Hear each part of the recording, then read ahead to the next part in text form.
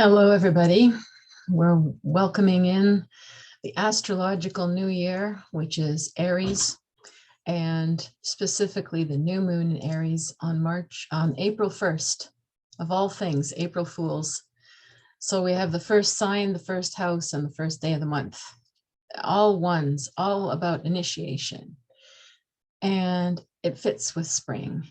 The other thing that is interesting about the beginning of spring is that we shift back from yin or feminine energy, which is that it begins in the fall with the autumn equinox and gets deeper and deeper into the height of the feminine or yin energy, which is dark, cold, wet, receptive, quiet.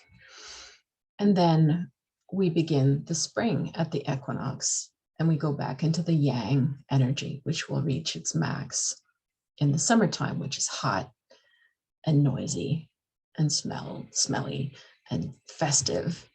And it's just the opposite. So we're shifting back into the masculine energy. And that means, on top of, the symbolism of Aries, that we're going back into action mode now. We've had our winter and our yin. We've had our dark period. We've had our reflection, our stillness. And now, how do we bring it out in the world? What we learned, what we realized, what we want to implement, what we want to initiate or start. So the best qualities of Aries are basically that: initiation, pioneering, taking risks, bold moves, jumping in. Now, sometimes that can be impulsivity too. You have to decide what's the line between taking a bold, smart risk or just not being afraid all the time, and what is jumping in headlong and being impulsive or doing something stupid that you could have, hurt yourself or prevented. So we're going to take a look at the aspects of this new moon. But, you might be feeling a number of different things as we move into spring energy, because it's been a pretty rough winter for most people that I've spoken to, myself included. And I find now that, ironically, now that spring is here, I feel enormously exhausted, in a good way, though, like good tired. I feel like I could make up for all this lost time of sleep for some reason. So it's an odd combination of emotions, because I realize every year when the spring happens, when the snow finally melts, that there's some sort of primal fear when we have extreme weather, some sort of primal collective survival energy. And you sort of get through it, right? Like, just like with what we've been doing with the pandemic, what we've been doing with lots of things, whether there's a crisis, you sort of like, you hold your breath and you just sort of like hunker down and you find a mindset and you just get through it. And after a certain period of time, you're supposed to be able to go, okay, we got through it. You can breathe again. You can let down your guard again. You can go back to your activities again. And I think we go through that with the cycles in the weather and the seasons. So when the snow melts and you can see that it's truly spring, something deep inside goes, oh, made it through another winter. But when it comes to the pandemic, we're still holding our breath. We're still waiting. Because if we listen to epidemiologists and different scientists in different parts of the world, we're in another wave of a different variant now. It's spiking in China. They've just locked down Shanghai, and it's spiking in the UK again as well, and it's on the rise. So we're still holding our breath, and it's getting harder, right, to find what is this mindset that we need to find to get through this weird, prolonged pandemic time that we're in. Not to mention what's going on in the Ukraine.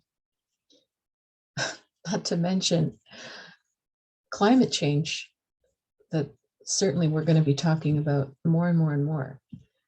We're in a very difficult time as far as finding a new way of understanding our lives and a new mental headspace to hold in order to get to still live and have a life in the midst of it.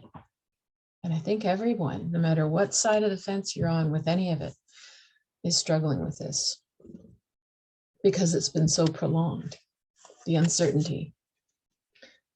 So we're going to take a look at the chart and the aspects and see how we can orient ourselves well for this new moon. I'm wearing red on purpose for the fire sign element. I've even got I've got a little red candle. You can't see in the computer, the screen, but I've got a little red candle lit for us as well. And I definitely want to start off with a little bit of sage.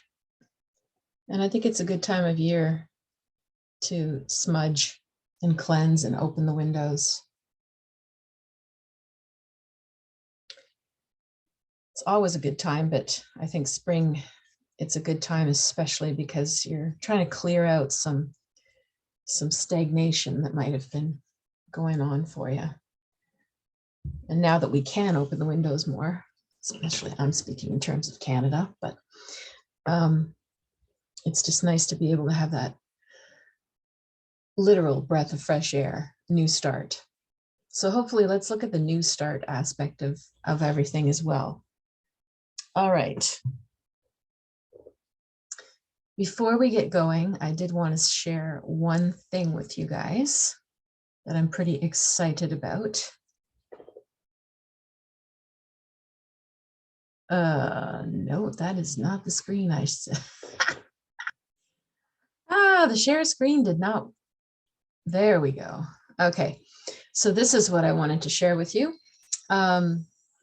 This is my next book, and I wrote it last year, last May and June, and it's coming out the beginning of May.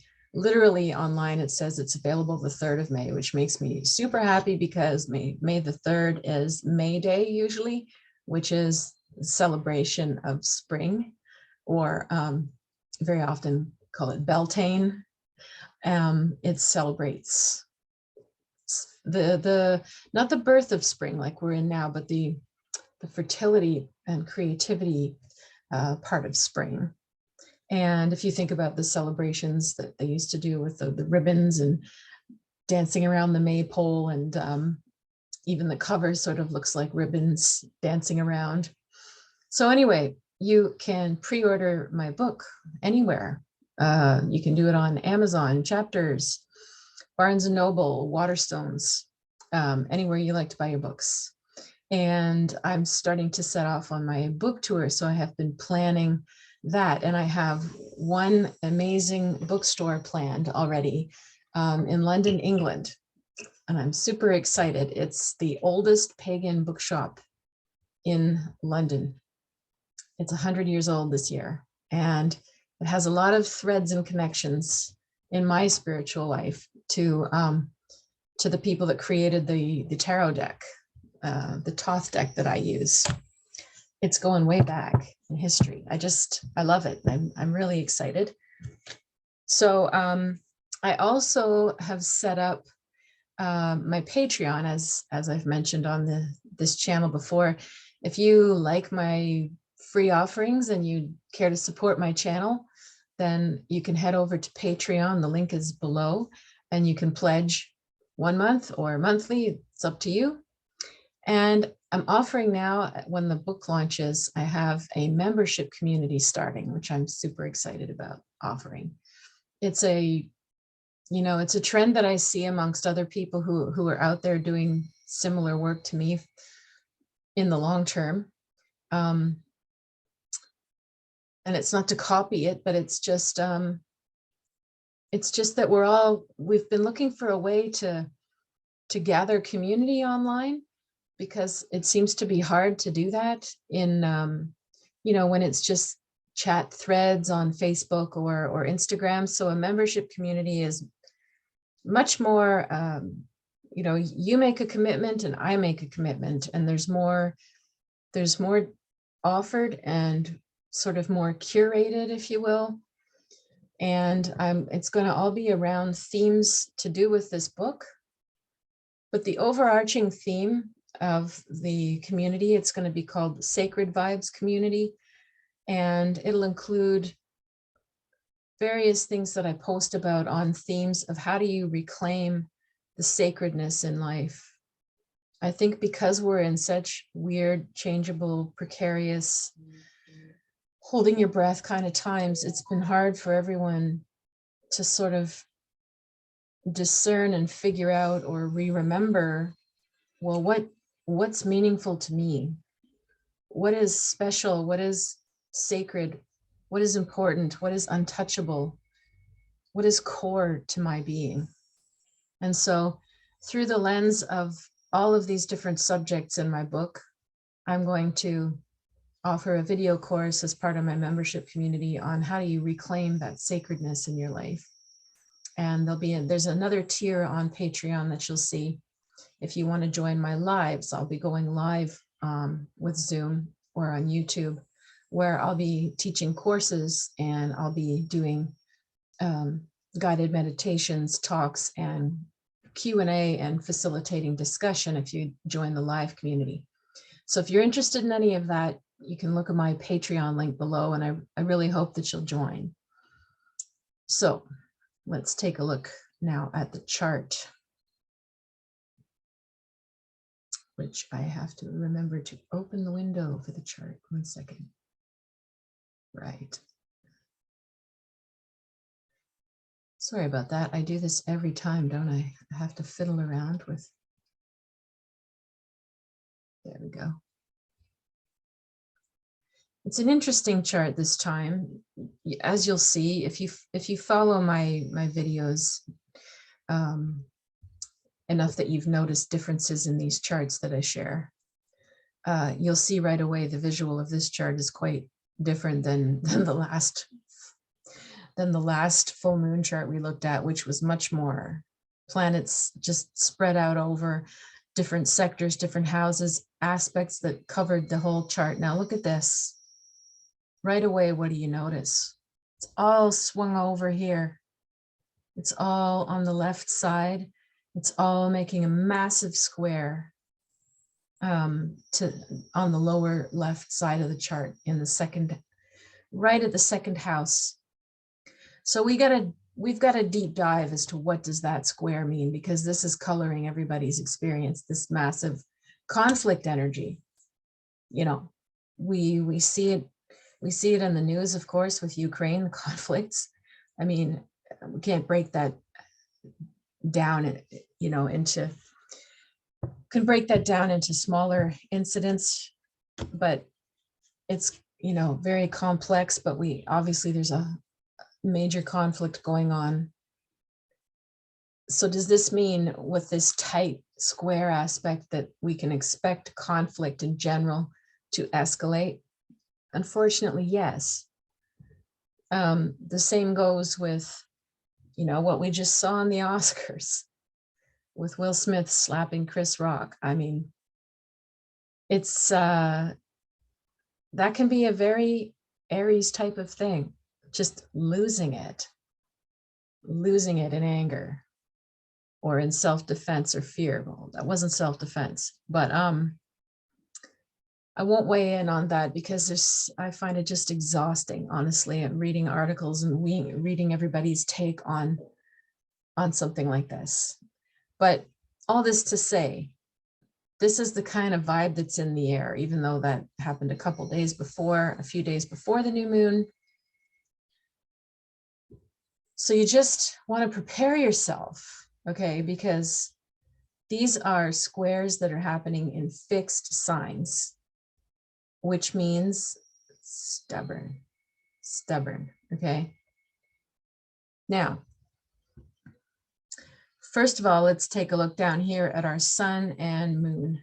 Down here at 11 degrees Aries in our third house of siblings, community, communications, learning.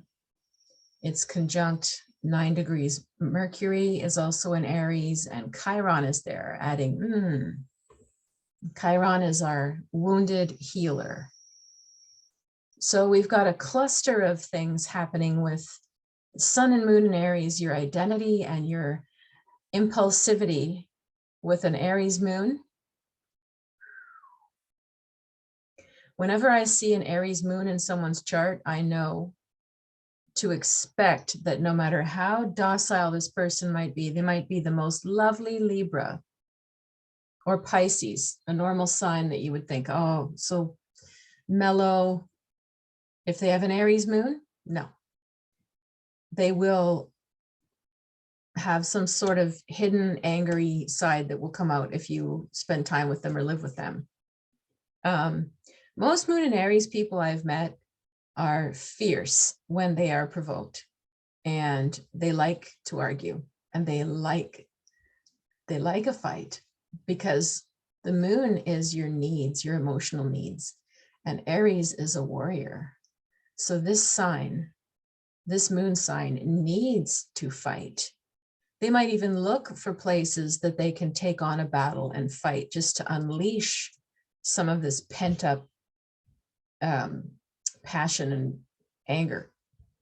So this is the moon sign of someone that would have road rage. I've met many who do. This is the moon sign of somebody who will stand up in front of people and tell them off if they need to.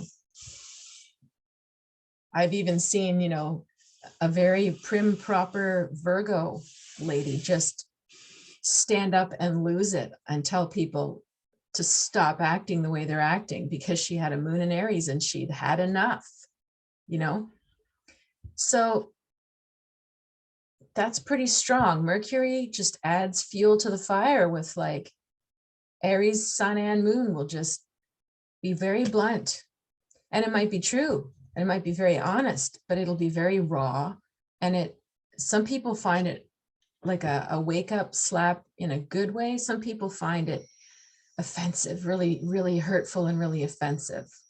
So there's going to be sort of that feeling in the air of like, do you want to call it sort of like the bitch slap moment, the wake-up call, it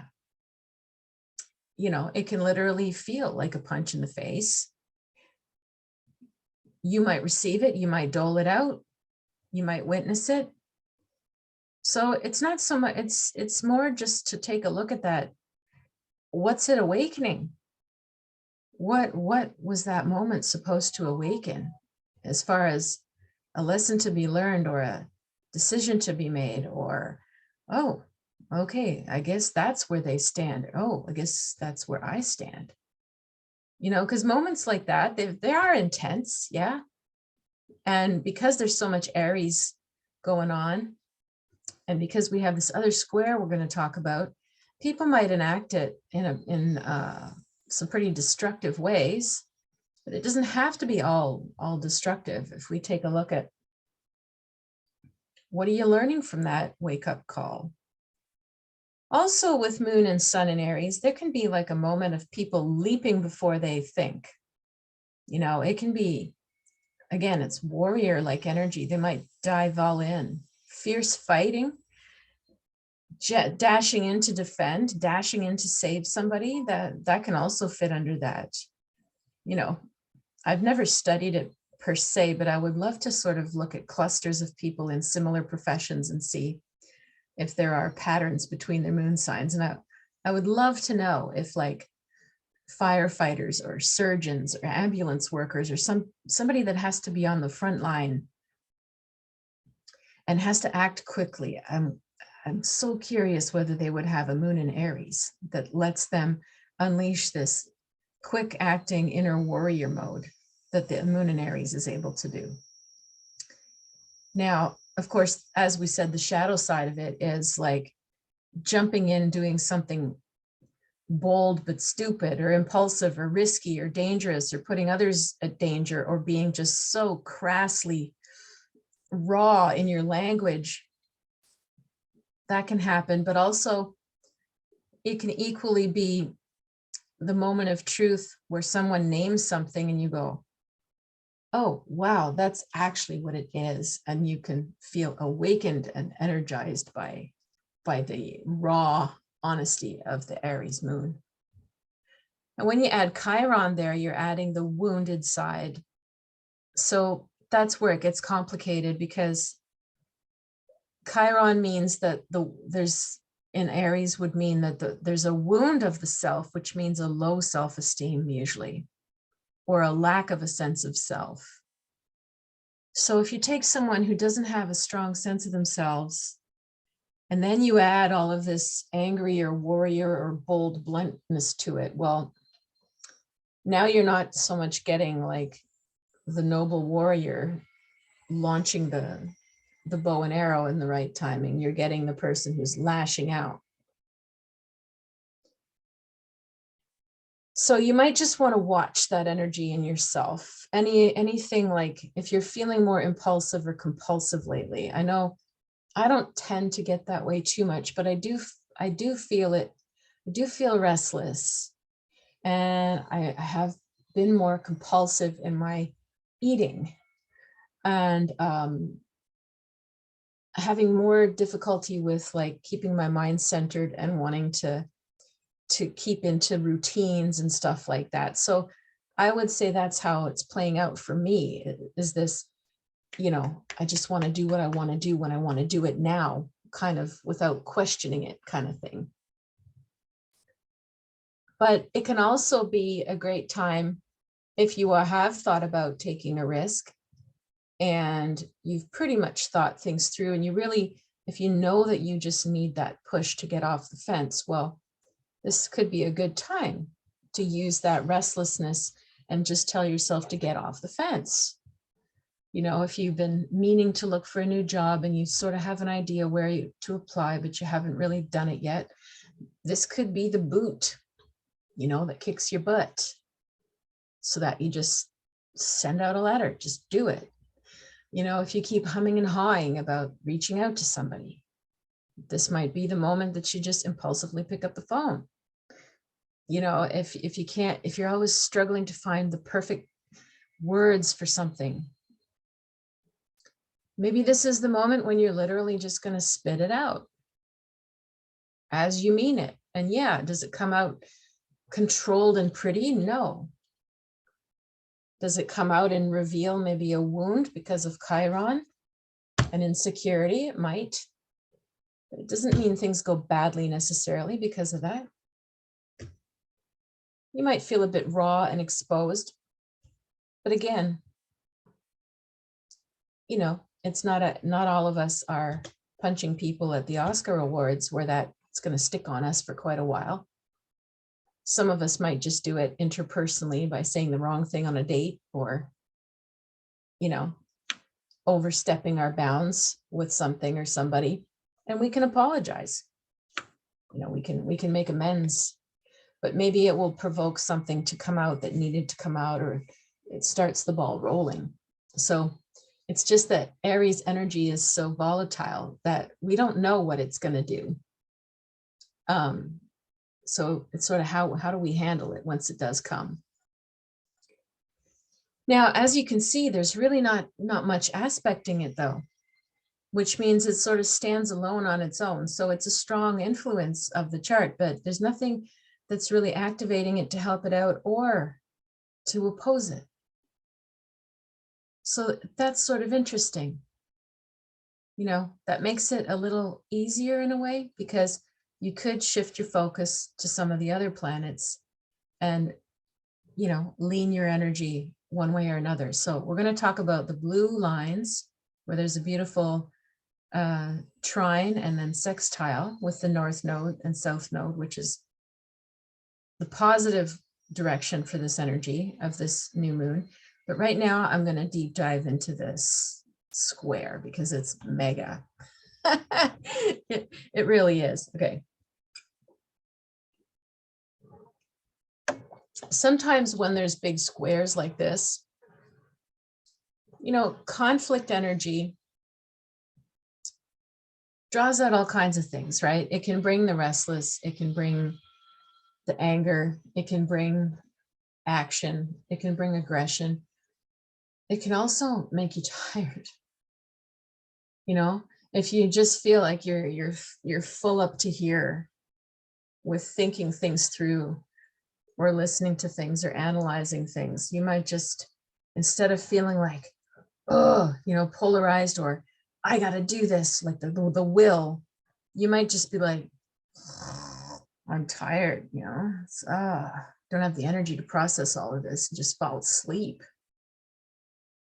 So that's one reaction. After we go into the chart, I have something else that I want to share with you that might help you with the spring and with this energy. They're called the Bach flower remedies, and I've chosen 3 that might be helpful depending on how you feel out the chart. And they're really easy to get. You can usually get them at most pharmacies or health stores, and they're not very expensive, and they're very gentle to use, but they help you rebalance emotions. So I'll bring those up at the end of this. So let's take a look at this big square here. So look at that. Big. All right, now we've got our South Node in Scorpio up here. The South Node is our past life direction. This is what we want to move away from, but this is where we're drawn back because this is what's comfortable. So what is a South Node in Scorpio? It's somebody who's always questioning and psychologizing and deep diving and getting to the bottom of, and there must be another layer, and there must be something under that, and I've got to know why. And they keep going through, you know, transformations and upheavals and layers and layers and layers and layers, and it's like the rabbit hole or the matrix. It never stops. There's always a deeper, darker, more mysterious, more curious layer. It never stops. You'd think that doesn't sound like a bad thing, but if the South Node is in Scorpio, it sort of means that perhaps we've come to a time when maybe we've gone down the matrix hole or the rabbit hole enough times. Maybe we have to put a limit on, you know, I think I know as much as I need to.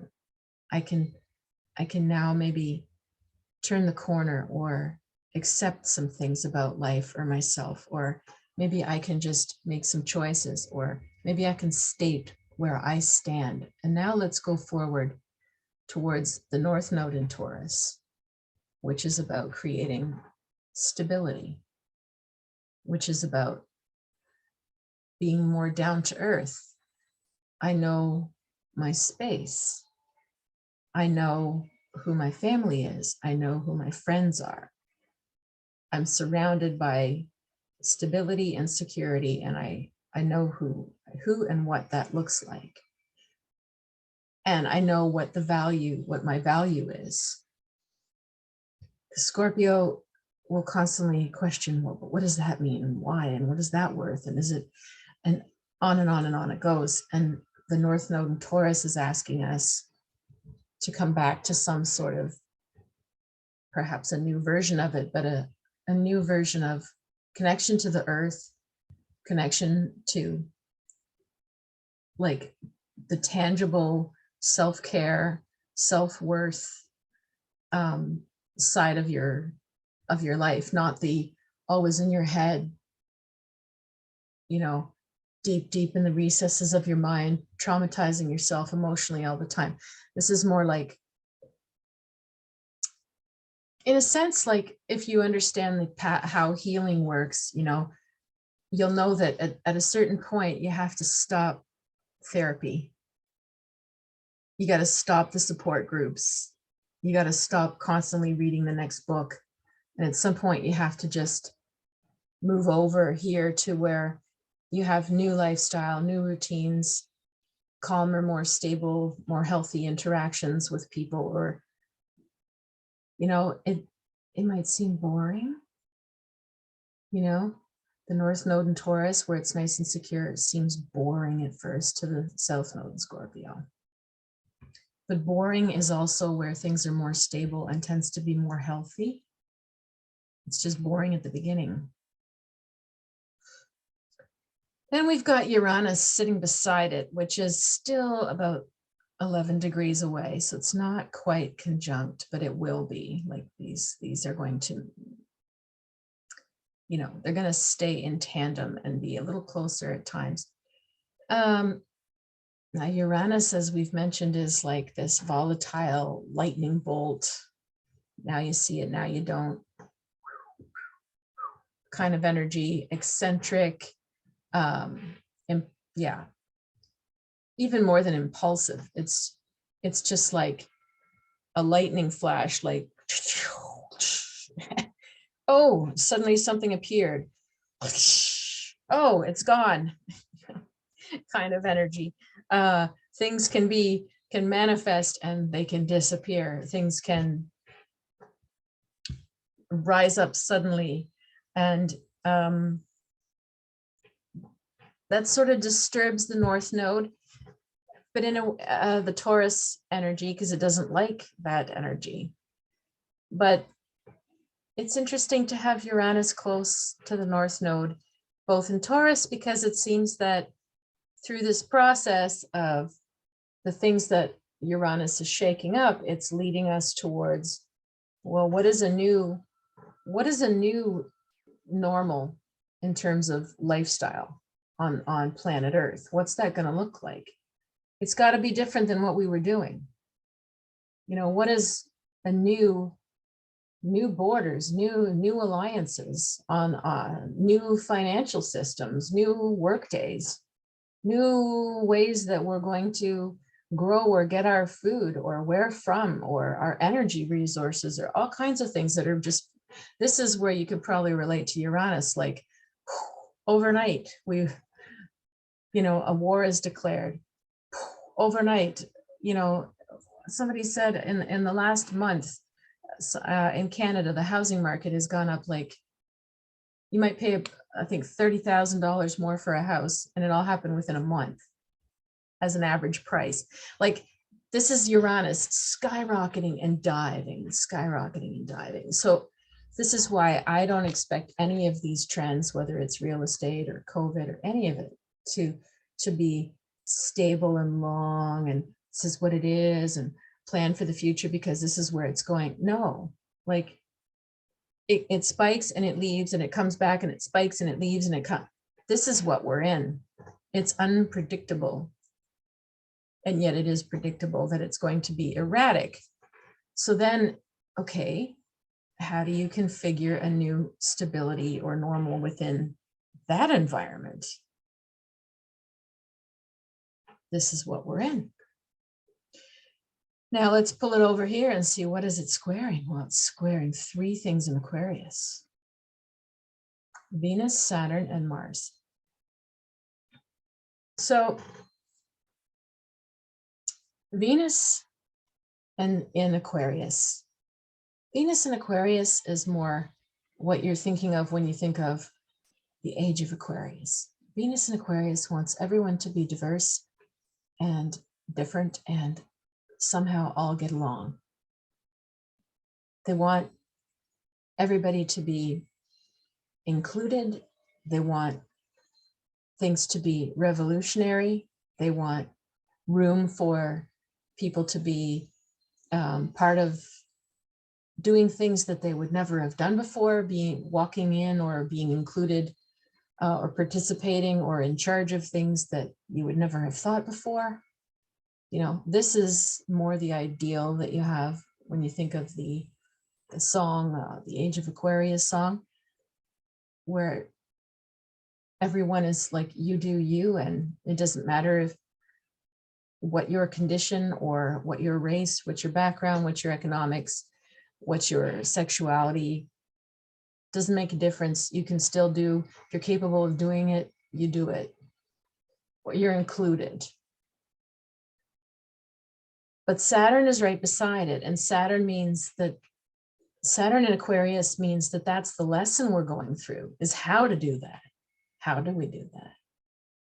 And Saturn means we're all being tested in that. So if we were just going through a phase where Mars and Venus were together in Aquarius, Mars is your action planet. Mars and Venus together, emphasizing each other. You can get a lot done. What you desire and how you go about getting it is all on the same page, wants the same things. So it's go, go, go. Let's move ahead with this. So there's enormous pressure right now for this inclusivity. And at the same time, Saturn is there, and it's a life lesson planet, and it's still got, you know, at least another year before it leaves. So we're in this phase where there's the ideal, and then there's the life lesson side. This is why we see intense conversations and more and more and more and more conversations. No matter what it is, somebody has identified themselves as a group or an issue, and they want recognition and equality, as they should. And then you have people rising up and opposing them who want to keep things the way it was, because it's a lot of work. It's a lot of change. And we're all trying to figure out, well, what is this new normal going to look like? How do we do that? How do we spread things out and become more egalitarian and inclusive and still understand the way the world works? Because we've all been so deeply conditioned by capitalism for generations, if not centuries. And we're dismantling this. So there's a lot of intensity. And again, because of all this Aries energy that's there, where you could just blow up, say something blunt, say something stupid, say something provocative, put somebody in line, be put in line yourself. You know, we saw this with the recent, you know, Ted Cruz and grilling, you know, I'm blanking out on her name. I feel bad. I'm blanking out on her name.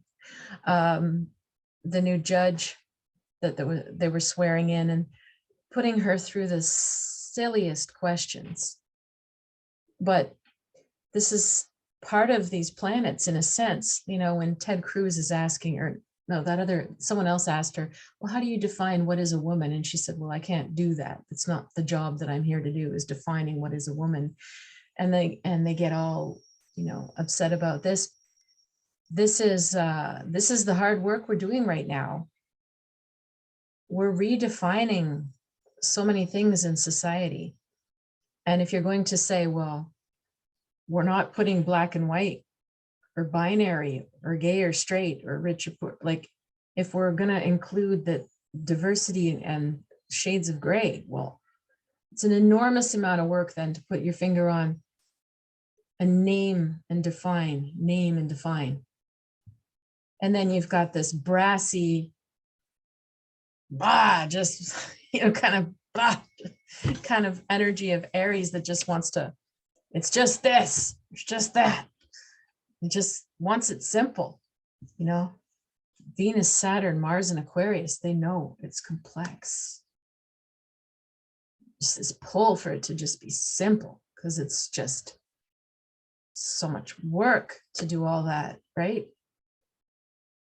So that South Node in Scorpio that could just keep constantly digging and questioning and transforming and upheaval and bringing up something else. Like as soon as you get to something where you feel like, oh, good, oh, we have consensus, we could all agree. It goes, no, we can't. How could you say that? How could you do that? No, but what if? And it's just non-stop bringing us back into this emotionally wrenching, never-ending vortex of questioning things. Whereas the Aquarian planets, they know it's complex, but they don't really want to get too emotional about it. You know, I don't want to sit there and go, oh, right, this person has this. Oh, I really feel for them. I should have really understood. And yes, I can empathize with how that would be. And I know what that means, and I know why and where that came from, because in their past, this was Aquarius is like, no, it's just that. It's just the way it is. Just accept it. This is because, and it's all very logical. Like, but we don't have to go down the well and feel it all. And you can just watch it and name it intellectually from the sidelines. So we've got this kind of pull going on with this square, you know, the thinkers versus the feelers amongst all this diversity. And then you've got this pull towards Taurus, you know, it's like dragging us over here into this new.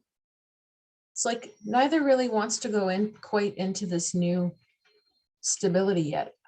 Aquarius, I'm comfortable questioning this and analyzing this and relabeling it and discussing it. And oh, look, there's something new to add into this mix. Oh, how interesting.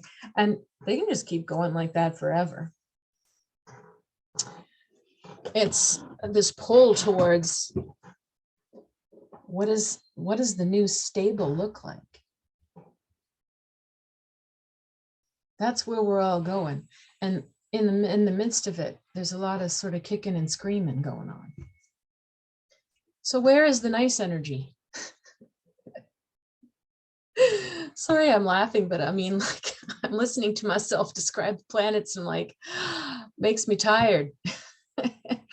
Okay, where do you find the most flow in this chart? Well, you're looking here at Neptune and Jupiter and Pisces. This is the sweet spot. And that's making a nice trine to that south node in Scorpio. So if you are more of the feeler type and you want to focus on something that's a little more smooth or stable or helps you navigate the thinking and the feeling and the raw, Jupiter and Neptune and Pisces, it couldn't be more compassionate. Compassion in the sense of it's different than the Scorpio north south node of like, you know, embodying and taking it on and living it for them, and as if you're absorbing the water and squeezing it out of you. It's not what compassion. Jupiter and Neptune, they're not intellectualizing it either. Those two planets know there's a lot of suffering right now. Everyone is suffering. So it's not like, oh, everyone's suffering, so, oh well, you know, just dismiss it. It's not getting angry at somebody's suffering. It's just recognizing everybody in life has some form of suffering. And so we can have compassion without getting too heavy. We can say, people don't act badly unless they're suffering somehow. Now that's a little more of a detached kind of way, but it still honors the suffering of any party involved, no matter what's going on in your life or in the world. And it's still not completely just intellectualizing it. There's still a component where you're like, right, I understand what it is to feel insecure and to act badly.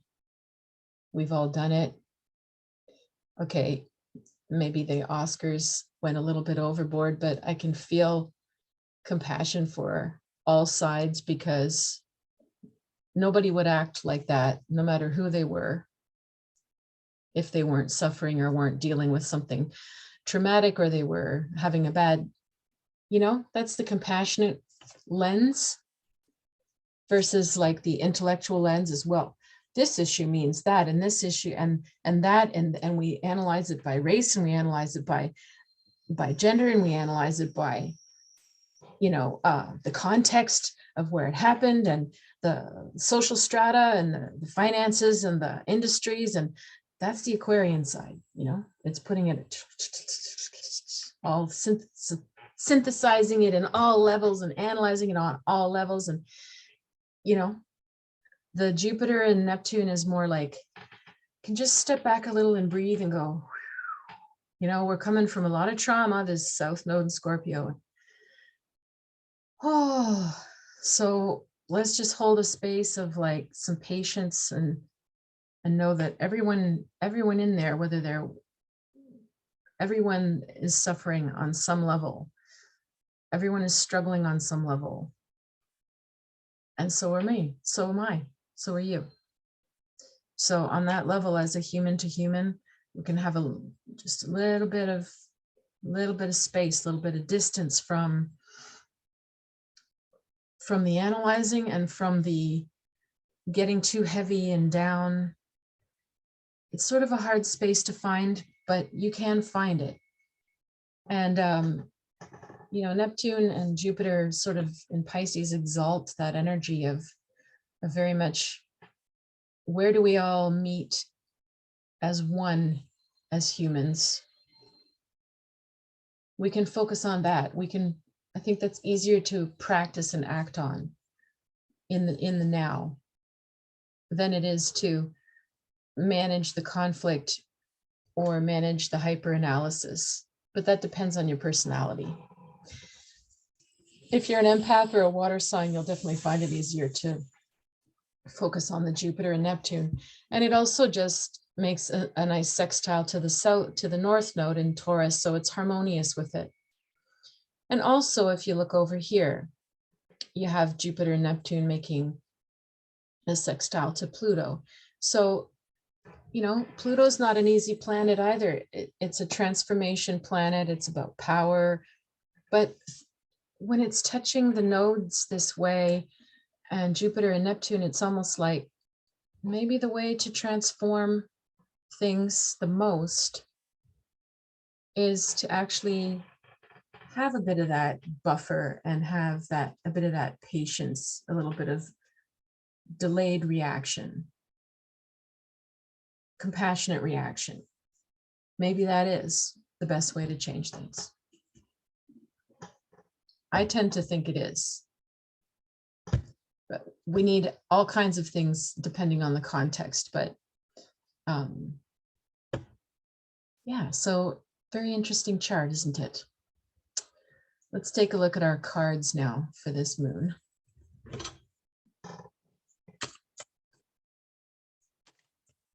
So what else can we expect for this new moon?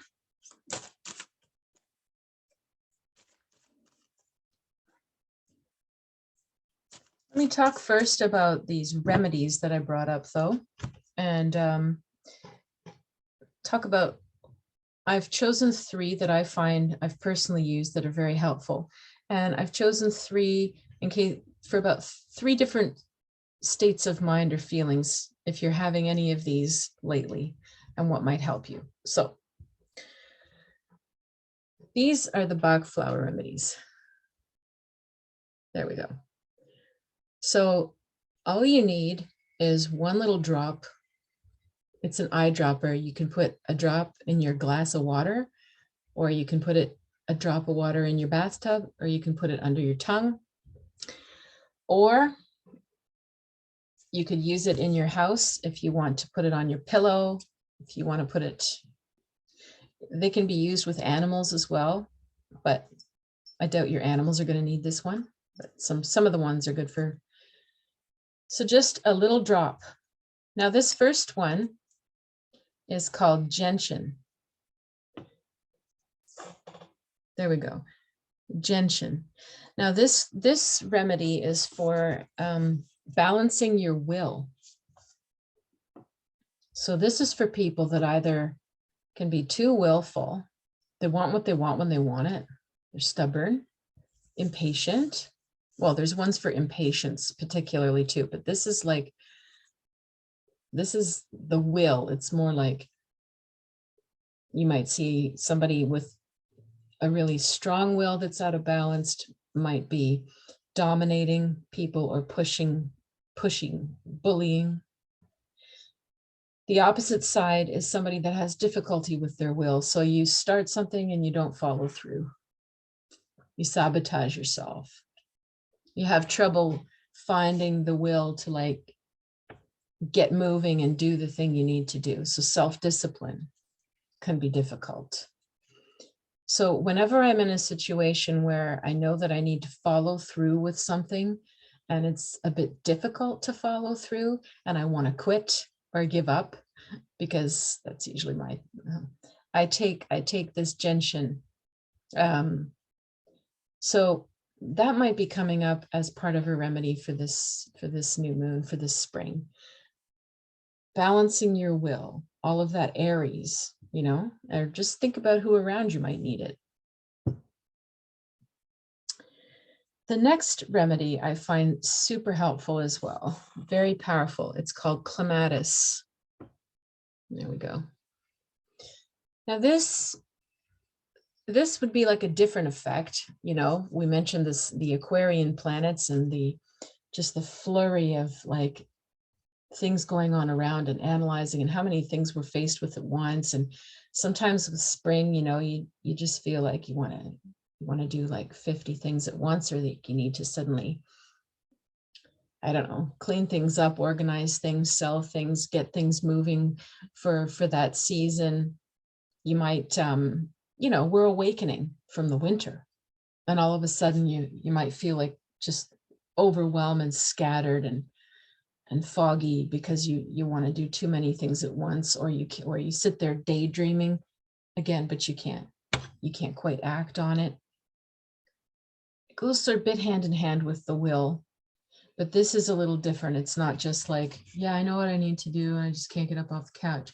This is more like, all right, now I wanted to do this, I wanted to do that, and right, I got to do that first too. Oh, I don't know which thing I should do first. You know, if you're more like that, because that can also be an effect of Pisces planets. Clematis is great for helping you come out of the daydreams and the possibilities and into the concrete. Let's choose something, let's act on, let's get her done. And finally, another one that I love and I swear by, and I use this all the time for many reasons, and you can use this one with your animals too. It's called walnut. Walnut is for feeling, for protection and boundaries. If you have trouble saying no, if you have trouble setting boundaries, if you feel like people are always able to distract you or say things to violate your boundaries, if you feel like if you're not assertive and you're having trouble, you can use it spiritually. If you feel that there's things around and you feel like you don't have a good solid sense of protection or a sense of yourself that would say, this is who I am, this is what I would like, and this is my space, and I have a right to my space, and I have a right to say no, and I have a right to say yes. Walnut is the thing that will help you feel like you have a protection around you so that you can act from that. And so I think that's highly relevant right now too. So if you want any more questions about those remedies, you can always message me. But let's take a look at the cards now.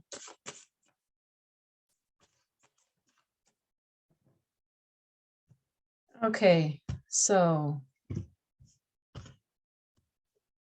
our first card is the Four of Swords, which says truce. Let's pray that is true. It would be nice to think there's going to be a ceasefire or a truce, but anyway, there'll be lots of talk, and there'll be lots and lots of talks, I'm sure, going on over the next new moon period, because things are heightening, and because there was sort of a false truce by the Russians just today, I believe, saying they were going to lay off of Kyiv, and then they went in anyway, even though they said they were backing out, they didn't. So this is definitely a card of like laying the swords down and coming to the table and talking, which is interesting in the middle of what we just said about all that other energy, right? So it makes sense in the face of conflict that this card is encouraging all of us to sit down and listen and come to a circle and come to a place of listening to how people are feeling, not just debating and arguing endlessly, and actually listen to try to arrive at some sort of agreement or a peace. Our next card is Four of Wands, so 2 4s, looking for stability, looking for structure and routines. Venus and Aries, and another circle again, but a circle of fire. Venus and Aries, this card always gives me a feeling because it says completion on it. It has sort of a sense of being contained, like a really nice campfire that gives you some source of strength. It's not a fire that's going to be destructive or out of control. It's enough of a fire to keep you warm and to cook your food. And so this is sort of like, how do you get to that state of keeping your sense of yourself and keeping your own fire burning, but keep it contained? Again, it's all about that will again, finding that right balance, of how much fire in you do you need to make things happen without it becoming a forest fire inside you.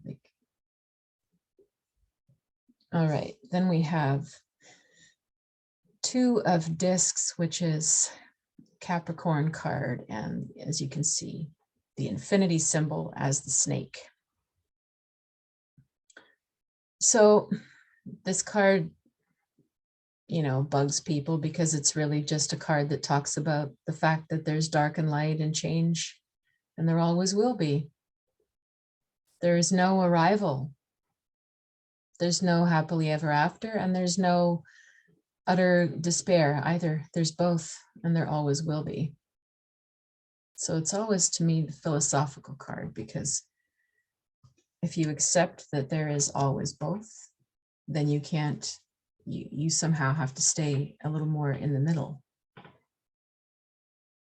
Then we have the 7 of Swords, which is an Aquarian card, Moon in Aquarius. So there's definitely a departure or a move or a moving away or a walking away or a detaching. Look how cold the card is, right? Cool detachment. So these cards seem to be saying that, you might sit down at that negotiation table and you might encounter that you're thinking of yourself or other people are thinking of themselves. And doesn't have to be in a selfish way, but there's sort of seems to me like there's an awareness that you can agree to disagree, and you might need to move on or walk away and go on your own path. That's interesting. Then we have the Empress, which is totally the opposite. This is much more, that compassionate sort of divine mother figure, nurturing yourself and others. Talks about children. Gonna have to think about that in the context of these other cards now. Ooh, then the Death card. Interesting. Wow. Well, the Death card is a transformation card. It's not bad. It just means that there's a bit of a shocking change ahead. Doesn't mean it's bad. It usually actually brings something better than you thought. It clears the way, and then it brings something better than you originally intended.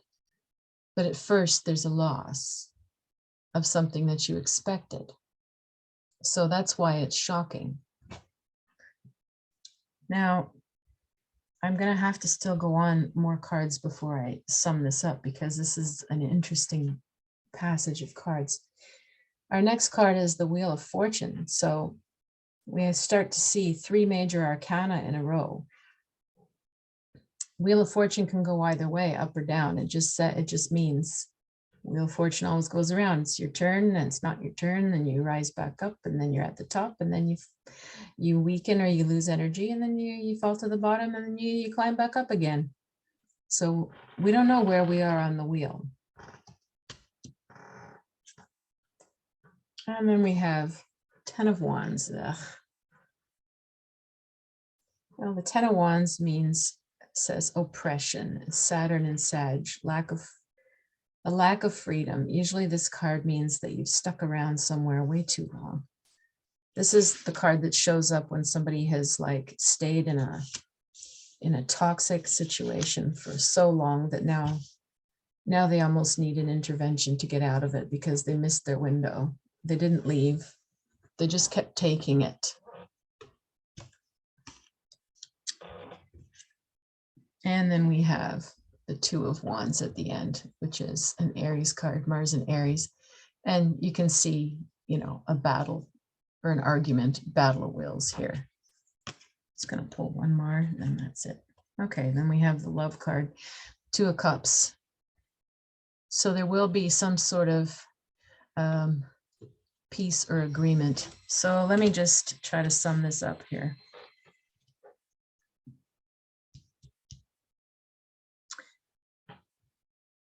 Feeling I get is that at the beginning there's, and this might play out between you and a particular person, or you with your work or with your couple. It could be anything interpersonal, but it could also fit you know, larger patterns or global patterns too. But the general energy of this new moon to me is like lots of talking and lots of peace talks and negotiations and trying to, you know, trying to wrap their head around everything, trying to get everybody heard, everybody weighing in. And then you have this Venus in Aries sort of comes along and says, it's like, you know, this is what I can do. This is what I am willing to do. This is who I am. This is what I'm going to. And then we have our 2 of Discs, which is like, oh, okay, so everything is changing again. So new alliances, new people, new ideas. There's no good or bad. It's okay. It's just changing. 7 of Swords. Well, I need to walk away completely or just detach from this aspect or that aspect, or give up on this, or walk away or move away from something or somebody.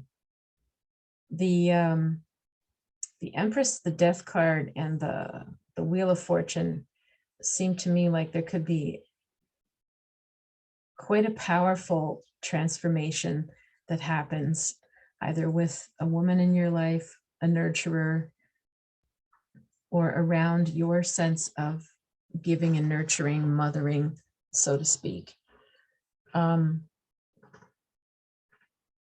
It's followed by oppression and dominion. So it sort of feels, in a sense, that there could be some attempt to remedy or dash in, intervene, save, something like that. That might not, it could backfire, or it might not fully work, despite the best efforts of that, you know, Empress type energy. But at the same time, the Love card turns out as our last card and sort of would suggest that some good or some peace does come out of those actions, even if it's not the elevated or the absolute or the height of what you wish could have happened in the situation. It might be something else, but it's not down here. Some good comes out of it. Some peace, some resolution, some half measure, some small step taken, some bond, something does progress, but at the same time, it feels a bit like some sort of heroic or sacrifice is made for that to happen. So it's very interesting read. If I were to give an analogy, an example of that type of thing, it would be sort of like, let's say you have a person in the family who has a bad addiction, and they're spiraling out. They're not doing well. And the whole family comes together, Four of Swords, and they have a talk about it. And then the person says, well, I'm going to go get some help. You know, I'll figure it out. I'll do something about it. Everyone's like, oh, okay. So we just have to like see what's going to happen here. No intervention. We won't do anything. And then you get the Seven of Swords. Person sort of detaches or falls by the wayside, moves away, lets go. It's not happening how you thought. And then you get the Empress and the Death card and the Wheel of Fortune. Well, maybe this is like the mom or the sister or the grandmother swooping in, showering this person with everything they need, cooking for them, cleaning for them, housing them, support, driving them back and forth to any kind of meeting or therapy or whatever that they have. And then you get the Ten of Swords and the Two of Wands, and they have another relapse. And everybody feels angry and defeated and like, what did we do all this for? They didn't heal. Well, it's because nobody heals that fast from something like that. It's a process. And so then we get our Two of Cups or the Love card. Well, maybe the person comes around and realizes that they have to commit to doing something better, or they take a small step forward. They get a sponsor, perhaps. This is the kind of energy we're dealing with. It's not miracle fixes or miracle cures or completely saving people or completely making peace. You know, it's not absolutes. It's about, you know, sacrifices are made so that small measures, small but good measures come out of it. This is a chunky monkey reading, my gosh. All right, so how are we going to define the question for the signs? All right, let me think about this question. And I'm going to burn a little more of our sage while I do.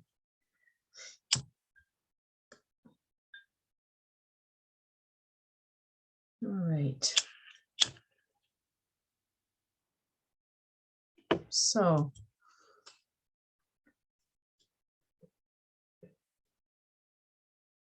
I think I'd like to focus more on something positive for the readings.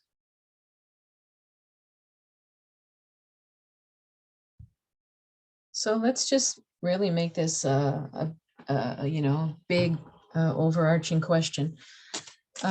So the questions for the readings will be, what does that new normal or stable look like for your sign?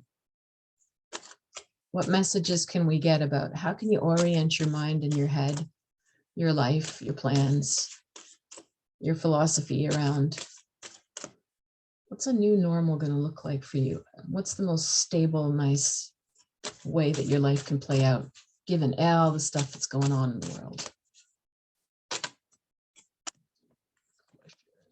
Okay. All right. Well, that's who I am. I'm always in the deep shower. I'm always in the deep end. Okay. So Aries, what does your best life look like? Your new normal. All right. And you got the Six of Cups. That's nice. Well, this would suggest that you focus on the things that give you the most pleasure, and not just one thing, like not an obsessive one thing, singular. It's six. So this means identifying, you know, a number of things in life that you can diversify that bring you pleasure, and therefore collectively they sort of give you a sense of security or of who you are based on, you know, one of these cups might be your job. Some of them might be people close to you. Some of them might be hobbies. Pardon me, but it would suggest that you find a collection of things that bring some sense of emotional pleasure, not just mental, like a mental fix, you know, like an obsessive, like a video game or something. That doesn't, it's not quite it. You know, this is talking about pleasure from the heart, not like, oh, well, I love to, you know, pig out on pizza. No, food can be one, but in a different way. So looking for, what are my core pleasures? And that's your security. That's your new normal. All right, Taurus.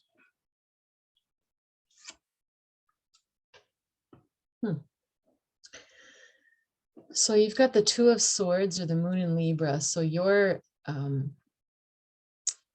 for you, the new normal would be finding some sort of peace within harmony with people, negotiating, not like haggling. I mean, coming to a place of understanding someone else's point of view, talking. Again, it's the Moon in Libra wants things to be fair, and it wants things to be harmonious and beautiful too. There's sort of an artistic or creative sense I get about this for you, that for you to find a new sense of peace, you sort of need a new aesthetic.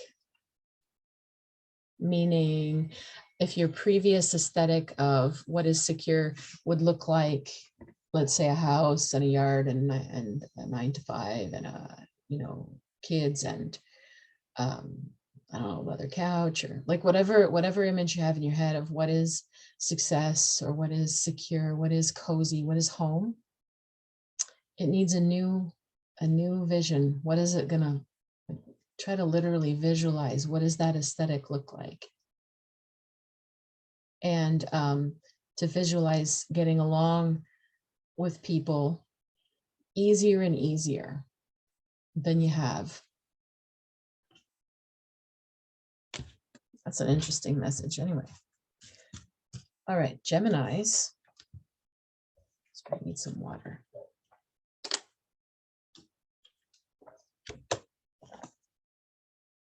Geminis, what is your new normal? Well, this is pretty damn clear. That's Ace of Cups. It's all about opening your heart. That's where you're going to find the most satisfaction. This is love and creativity. This is like a burst of creative energy. But it's not from a mental place. It's from again, from the heart. So where you'd find the most stability in the new world is learning to open your heart a bit more and walking around the world just a little more inspired creatively and a little more affected or connecting to people emotionally than you usually do. It's not this scrutinizing intellectual lens or curious, playful lens. It's just a little more down here. That's interesting. Cancer, what does your new normal or best life look like? 5 of Cups, disappointment. Well, since I'm a Cancer myself and I understand Cancers, I can tell you this does make sense. Your new normal needs to be letting go of disappointments, letting go, not carrying the weight and the burden of everything and everyone that disappoints you, not internalizing it and feeling it and absorbing it and carrying it with you like luggage. So I would say it's about releasing what disappoints you. You'll find more security and stability, I guess, in the mindset or the emotional mindset that it's going to take for you to say, oh, this is really heavy, or this is like toxic, or this is, oh, they let me down again, or like whatever moment it is, whatever thing it is like that you find just, it's an emotional downer. you need to let it go. Find a new philosophy of life where you don't need to go there anymore. You don't deserve that anymore. That'll give you that internal security. Whew. Leo. Luxury. Yes, Four of Cups, Moon in Cancer. It's interesting because, you know, we're not going into a time where there is probably going to be more luxury. There might be less luxury because things are not as stable. So I'm not going to suggest people cling to luxuries. What's luxurious about this card is that the Moon in Cancer is very empathic and very nurturing and very sensitive to everyone and everything around them. And there's a luxury of emotion, if you will. You'll find you're most satisfied if you look at the way all of these cups are being illuminated by the water that's being poured down, and the intricacies of how all of these are all intertwined and take the water back up and flow through the bloom once again. So to me, this seems like the best way that you can find a new way of centering your life is to focus on feeling everything you feel and finding a way to process it and shine your light outwards. Not blocking don't block your emotions or control them or that of others. Try to let things flush and flow through you freely and shine your light. Be a light is how you will find. That's a good way to align your life in general, isn't it? It's a beautiful message for Leo. All right, Virgo. So this to me seems quite clear. This is the Princess of Cups. You need to reclaim a sense of the innocence of life. Sometimes Virgo gets so good at scrutinizing and critiquing and putting everything in its box and its name and its place. And you can sort of forget that there's mystery and there's wonder and there's innocence in life too. You don't always have to be on top of everything and, you know, trying to perfect everything. Sometimes you can just let yourself drift away and be a bit dreamy about things and be more in your little inner child side. So you need this sense of, where can I be my inner child self in life going forward? You know, what does that space look like? How do I have to rearrange my lifestyle or my head or my home so that I have room to go into my inner child, to retreat from all the craziness of the world and trying to figure everything out? Whew. I like that message. That's a big one. All right, Libras, what about you? Very interesting. So the Strength card comes out for Libra. So this is funny because I get the feeling from this that Libra, going forward, what would be the best thing for you as a new normal is to let out the more strong side of your character instead of the constantly adaptable, rethinking, devil's advocate, maybe this, maybe that, tiptoeing, mediating. You have it in you. Every Libra has the side of them that can make a decision and call a decision based on what's fair or what's right. It's just that most don't. They resist. They don't want to weigh in and they don't want to take the stand. And because, well, what if it's not fair? What if people are mad at me? Or what if it's not pleasant? Or what if it comes off wrong? But ultimately, Libra, you do have the ability, just like a judge, to bang your gavel and call it a day. So it's just, it would be asking you going forward, if we're going into a world that is less and less clear, you don't want to be more and more weighing things. You want to be a little more strong on certain things. So letting yourself be a little more strong and assertive, and standing, not taking one side, but taking a stand on certain things going forward. All right, Scorpios.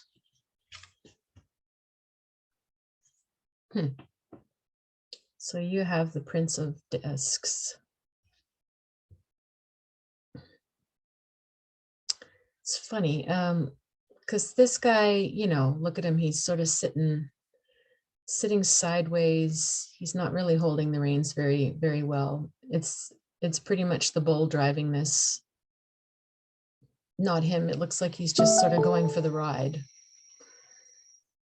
So he's enjoying the pleasures of whatever this brings him, but he's not really much in charge. So I'm wondering for Scorpio, if going forward, the new normal, since the North Node is in Taurus, not Scorpio, if it's time for you to sort of relax the reins, if there's a way that you can find a new sense of security in not doing so much, in letting it flow and letting others do it a bit more, enjoying the ride. The Taurus in this, the bull, is the one driving. He's just sort of accepting it and going along. So take the pressure off of yourself. Make your life feel a little easier.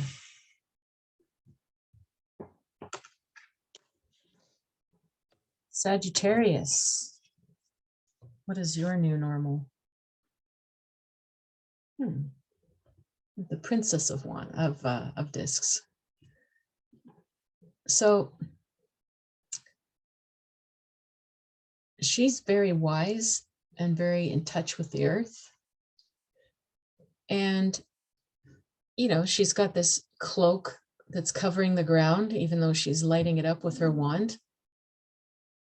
But it seems like there's something to reveal, or something that she's sitting on that's powerful underneath the surface, underneath those robes. So the feeling I get is, for you going forward, is definitely to stay in touch with nature and to keep yourself grounded as much as you can, but also to keep things, because she also looks like she's pregnant in this. You can sort of see in the card, she looks pregnant. And it just suggests, you know, her power and her fertility, but it hasn't come to fruition yet. So if there's big projects and big plans that you have, or you can foresee what you think is coming in the future for yourself or for a group or for us all, sort of suggesting that you're pregnant with it and you keep it under wraps. Just keep yourself centered and trust, like, there will be a time when the right time is there. That's when you reveal, but it's not yet. It's not now. So your sort of new normal, in a way, is like, how do you process and keep all of your ideas and plans and projects around you in such a way that you're grounded and you're like, oh, this is the time for this one. Now it's the right timing for that one. And not get too overwhelmed or not get too impatient. So for you, some of those remedies might really make sense. There's a right time for everything. Maybe that's your guiding mantra. There's a right time for everything. There's no perfect. All right, Capricorns. Interesting. So you've got the Queen of Cups. So definitely that would say that your new normal, you also need to sort of again, honor how you feel. And if you need to be a little more in your emotions or daydreams or visions, if you need to rest, if you need to be a little more in the watery side of yourself, you know, instead of always being like hard and practical. And I don't mean hard like in a bad way, but just like you're tough on yourself, you know, so you want to get things accomplished. You might not allow yourself to sort of do nothing or chill out or rest or, you know, daydream or paint or do something that, you know, this, you don't always have, not everything has to be productive all the time. You might find more peace or joy in just relaxing, that you are okay. You don't have to work 24/7 or be constantly thinking of the future 24/7. It's okay to just disconnect, go into a different reality, relax, feel like you're off the radar a little bit. Your life will still turn out fine.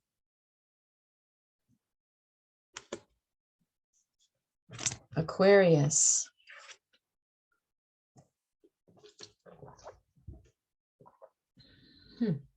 So you got the 10 of discs, which is the wealth card, money, Mercury. So your new normal here. Looks like you'll be managing funds or managing people, managing groups.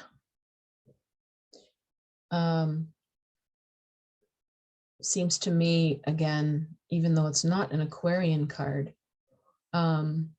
it does have a feeling of like finding your group, finding your tribe, sticking with them, stepping up and doing things, being responsible within that group. This isn't like a loner kind of card going off by yourself. This is, you know, the 10s often can represent groups and families. And so your new normal for sure has to do with management of legacies, of, you know, where were we, where are we now, where are we going, in relation to either your family or some other group or tribe that you belong to. And you're a part of what's being passed on and passed down, and you have a role and a responsibility. That's a chunky message, eh? And finally, Pisces. And you get a very stable card, 4 of discs. So 4 of discs, power, Capricorn. So actually for you, Pisces, going forward, you know, it sounds like an antidote to how you usually are. You're usually very open and permeable and adaptable, but this is saying you need to be more structured. Your new normal, or the way you're happy in this unstable world to cope with it, is you actually need to create more boundaries or more parameters to work within, so that you feel a sense that you're protected.